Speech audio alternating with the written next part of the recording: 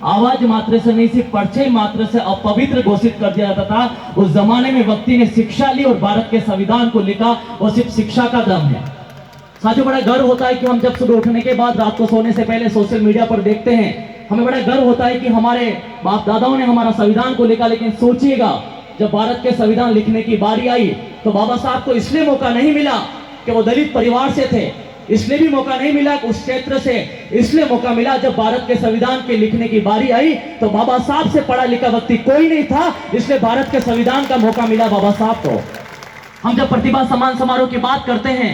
10वीं और 12वीं के बच्चों को सम्मानित करते हैं, और जितने भी मेरे सामने बैठने वाली बेटियां और समाज के बेटे जो प्रतिभाओं के रूप में यहाँ सम्मानित हुए हैं, मैं एक ही बात कहूंगा, क्योंकि जब भी मैं किसी कार्यक्रम में जाता हूं और जब मैं बच्चों से मिलता हूं, हमारा समाज की सबसे बड़ी विडंबना ये होती है, हम सबसे ज्यादा प्रॉब्लम्स को गिनाते हैं और प्रॉब्लम एक ही आती है समाज की, हम सब गरीब घर में पैदा हुए हैं। जितने भी युवा साथी, बड़े बुजुर्ग, माता बहने, बेटे और दीदी, वाकई में मुझे इस बात को लेकर आप अमल करते हैं। जब भी जितना भी युवा साथी ये कहता है कि सर मैं गरीब घर में पैदा हूं, मैं आगे नहीं बढ़ सकता, लेकिन मैं कहना चाहूंगा, मैं गरीब घर में पैदा हुए मेरी गलती नहीं है, लेकिन मेरे माता पिता उसी गरीब घर में रह के मर जाए, ये सबसे बड़ी मेरी गलती है। मैं चाहूंगा इस सदन के माध्यम से, इस सदन में बैठने वाला प्रत्येक बेटा और बेटी कसम खा के इस प्रतिभा सम्मान समारोह से जाए कि अगली बार मैं इस कार्यक्रम में मैं तभी आऊंगा जब मैं कुछ ऐसा करके दिखाऊंगा जब मेरे बाद समाज में होने का मुझे नाज होगा।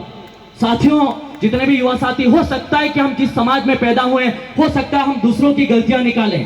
हो सकता है कि हम दूसरों पर उंगली उठाएं, लेकिन मैं जितने भी युवा साथी उनको कहना चाहूंगा, जितना समय हम दूसरों की गलतियां निकालने में, दूसरों की बुराई करने में, दूसरों की टांग खिंचाई में लगाते हैं, शायद उससे 10% समय अपने खुद को आगे बढ़ाने में लगा दीजिए, अपने आप समाज आगे बढ़ जाएगा। समाज को आगे बढ़ाने की जरूरत नहीं है। साथियों, जब शिक्षा की बात आती है और बाबा साहब के विचारों को हम पढ़ते हैं, जानते हैं, देखते हैं, बहुत सारे समाज के युवा साथी यहाँ बैठे हैं। स्पेशल मैं बालिकाओं के लिए कहना चाहूंगा, क्योंकि जब मैं मारवाड़ में आता हूँ तो मुझे ये बहुत बड़ा अच्छा नहीं लगता है कि कोई मेरा सम्मान करे। सम्मान तो उनका करना चाहिए जब ये बच्चा और ये बच्ची ये कसम खा के जाए कि इस प्रतिभा सम्मान समारोह में 90% बनाने से मेरा सम्मान इन लोगों ने किया, और अगली बार मैं प्रतिभा सम्मान समारोह में तभी आऊंगा जब एक IAS और RS बन के आऊंगा, उससे पहले नहीं आऊंगा। तब मुझे लगेगा प्रतिभाओं का असली सम्मान हो रहा है। साथियों, जब भी प्रतिभा सम्मान समारोह की बात करते हैं और जब प्रतिभाओं की बात करते हैं और जब मैं बालिकाओं की शिक्षा की बात करता हूं, क्योंकि मुझे बड़ा गर्व होता है, लास्ट 10 से 15 कार्यक्रम मिलकर पाली जिले के अंदर